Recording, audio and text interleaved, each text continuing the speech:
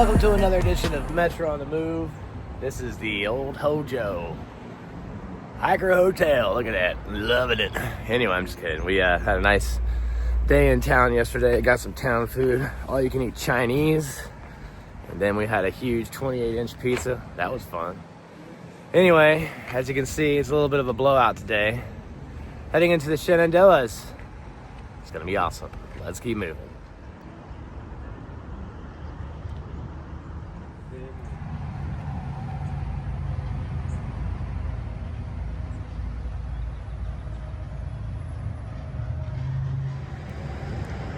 Welcome to Shenandoah. All right, guys, we are heading into the Shenandoah National Park. Quick reminder, it does cost to camp. It does cost to enter. You have to have a permit and you have to have it on your person as you enter into this area. So it's 15 bucks for the permit. I believe I got it for 8 days. We should be out for 6. Just a reminder, 15 bucks to enter. Let's keep moving.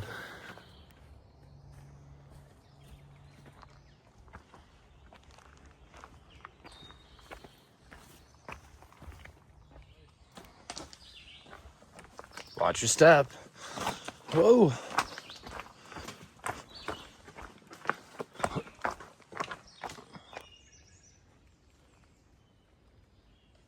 No trespassing. Violators will be shot.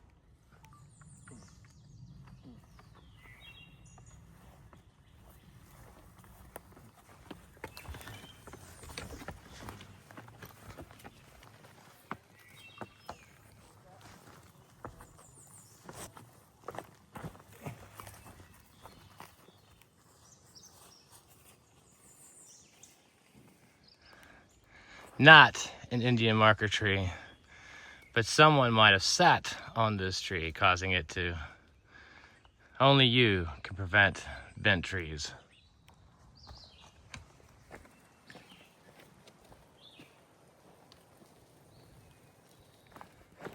So my buddy Chris and I were just talking about how the footage, or actually the scenes, the views are starting to change a little bit significantly because we're in the green tunnel. Not only are we in the green tunnel, but we're hitting fronts. In fact, the weather pattern looks like there might be a lot of this over the next couple weeks. So as you continue watching these videos, we might need to start talking about some other things about being on trail to consider if you are thinking about doing a thru hike. If you're watching this video now and there's some things that you'd like to know about thru hiking, put a comment down below and I'll make sure to include that in future videos. Also, to those that have been leaving comments, I've been trying to catch up with all the comments I possibly can as fast as I can. But I will share with you, one of the struggles of thru hiking is town days, believe it or not. When you go into town, there's a lot of logistics and things that you have to get done, from washing your clothes to resupply to charging your devices, and all of those things, drying out your clothes, making sure you've paid all your bills, making sure that you're staying on top of the real world while you're out here on the trail. So that is one thing I wanted to share with you in terms of a struggle that you will be faced with. And it may not sound like a huge struggle, but when you think about your days off, I'm sure you'd like to sit on the couch or maybe go for a walk. Our days are concerned with just trying to get everything done so we can get back on trail first thing in the morning. Chris and I have decided that we want to make sure we get miles done. So we're not taking zeros, we're taking Neros. So that means every hour is precious. So from all the things I mentioned, if you're trying to get more miles done, especially if you're not doing huge miles, you're just trying to, make progress, Neros are the way to go, baby. Let's keep moving.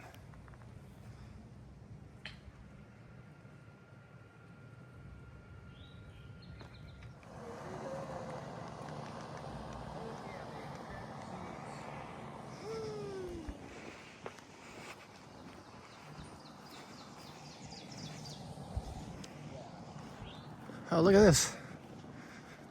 The tractor seats.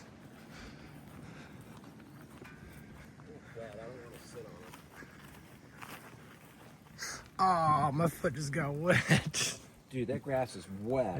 Yeah. Oh, man. Man.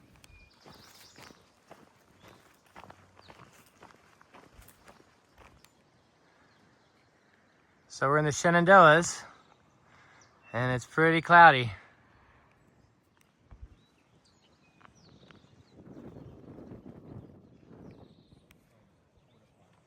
Heading into Beagle Gap here. And this has been a really cruisy area of the trail. Not a lot of views though. Man, the crows are so annoying.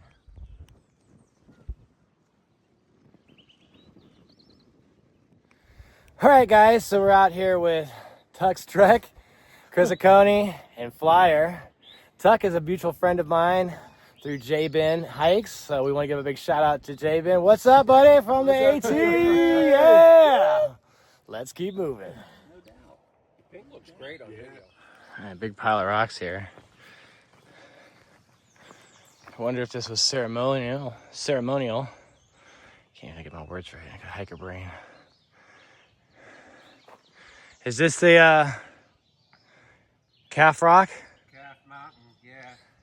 Is there a calf in there? Huh? Is there a calf in there? I don't know. Might be decaffeinated.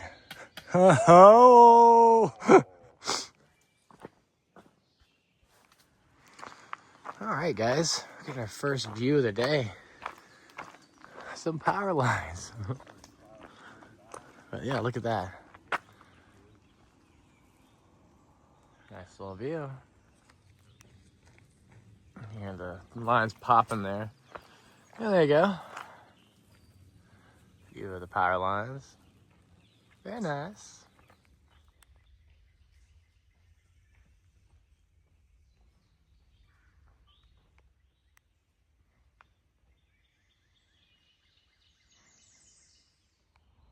So here is the AT interpretation map. Down there's Springer. And there's Katahdin.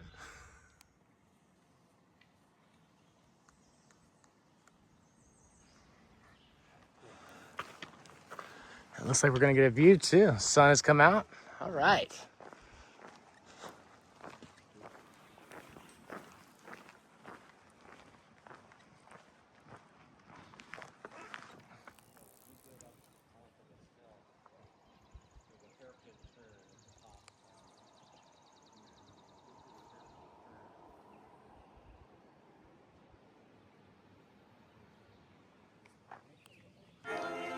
The sun has come out, guys.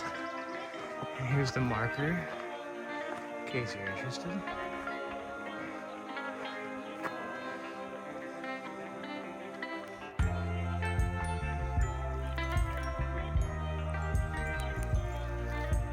Alright guys, so here's the information of where we're at.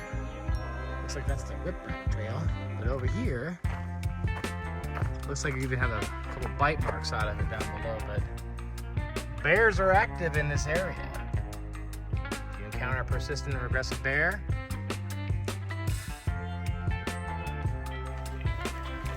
so one crazy thing that's happened out here is that our moving pace has been going up. In fact, today we're averaging about 2.7 miles per hour. Now that may not be fast to everyone, but I want to remind everyone that we're doing over a half marathon every single day. We are not taking zeros, we're only taking neros. So every day we hike. And on average, we're hiking over about 14 miles per day. So, what does that mean? I think we're turning into athletes. If you do a half marathon every day for a couple months, things start to happen. As an example, I used to be a big boy.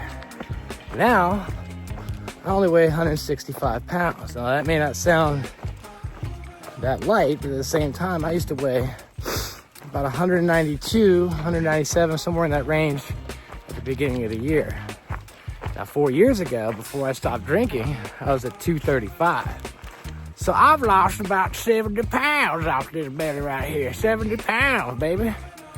So what is that? That's basically like, imagine if you got a 24 pack of water, right? That's pretty heavy when you pick it up off the shelf. I lost 3 of those 3 of those I was carrying around. No wonder I was huffing. Oh, I'm such a big boy. I'm big boy. And people are starting to say, man, you're losing too much weight. I hope that I'll keep losing weight, but I think it's gonna level off at 165. So yeah, things are happening. Changes are happening on the trail. 165, baby. Let's keep moving. All right, so we're coming into the trailhead here at Rip Rap parking area. Now that was a nice little hike today. I think we did a little over 16 or so miles in the backcountry of the Shenandoah National Park.